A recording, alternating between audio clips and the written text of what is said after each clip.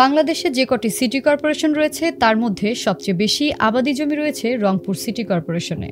এখানে আলু, ধান, সবজি সহ উৎপাদন হয় বিভিন্ন ফসল। তবে সম্প্রতি সময়ে জলবায়ু পরিবর্তনের প্রভাবে নানা ধরনের চ্যালেঞ্জ মোকাবেলা করতে হচ্ছে কৃষকদের। জলবায়ু পরিবর্তনের ফলে কৃষিতে দেখা দিচ্ছে নতুন নতুন রোগবালাই। তবে কৃষি বিভাগের সহায়তা না পাওয়ায় কৃষকদের ভরসা বাজারের কীটনাশকের দোকান। আমাদের যে পরামর্শ দেবে বিএস বা যারা আসে কৃষি কর্মকর্তা পরামর্শ দেবে, এরা তো কোনোদিন আমরা দেখিও নাই, বা উঠান বৈঠক যেটা হোক, ওই বাজারে যাই, বাজারে যাওয়ার পরে দোকানদার যেটা দেয় ওটাই আনি স্প্রে করি।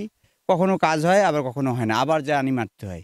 এই যে বিপুল পরিমাণ ব্যয় হয়, তার মধ্যে নাই আলুর বাজার। যেটা রোগ ধরে না কেন, আমরা এই বাজারে যাই, দোকানে যাই, দোকানদারকে বলি, ওরাই ওষুধ দেয়, কখনো কাজ হয়, কখনো হয় না। অভিযোগের সত্যতা যাচাইয়ে নগরীর ৩১ ও ৩২ ওয়ার্ডের ২ জন উপসহকারী কৃষি কর্মকর্তাকে কৃষকদের দিয়ে ফোন দেওয়া হয়। একজন ছুটিতে, অন্যজন পরের দিন আসবেন বলে জানান। আমার আলুর জমি নষ্ট হয়ে যাচ্ছে, আপনি কোথায় থাকেন?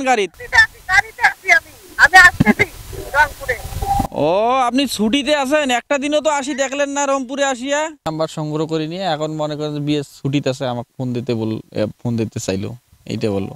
আমার বাড়ি হলো রংপুর হিমাগারের পূর্ব পাশে। আমি বললাম যে আমার আলুর খেতে পচারি ধরছে, আপনি আসিয়ে একটু দেখলেন হয়। তা উনি বললো আজকে যাইতে পারবো না, কালকে বিকেলে হয়তো যাব। পচারি ধরলে তো লাস্টিং করে না। অভিযোগের বিষয়ে রংপুর মেট্রোপলিটন কৃষি কর্মকর্তার সঙ্গে যোগাযোগ করা হলে তিনি বলেন, কৃষি উপসহকারী কর্মকর্তার বিরুদ্ধে অভিযোগ পেলে ব্যবস্থা নেওয়া হবে। মেসেজ দেয় বা এরকম সমস্যার কথা জানায়, তাৎক্ষণিকভাবে আমরা যদি বিভিন্ন দাপ্তরিক কাজে যদি ব্যস্ত থাকি, তাহলেও আমরা একটা সময় নিয়ে নিই, যেটা দেখি আমরা গুরুত্ব বিবেচনা করি। যদি এটা হয় যে আজকেই যেতে হবে, তাহলে আমরা তাৎক্ষণিকভাবে একটা কাউকে বলে দিই, মেসেজ টেসেজ দিয়ে যে ওখানে যান। রংপুর সিটি কর্পোরেশনে ১৩,০০০ হেক্টর আবাদি জমি রয়েছে, আর উপসহকারী কর্মকর্তা রয়েছে ১০ জন। এক একজন কর্মকর্তার দায়িত্বে ২ থেকে ৪টি করে ওয়ার্ড রয়েছে।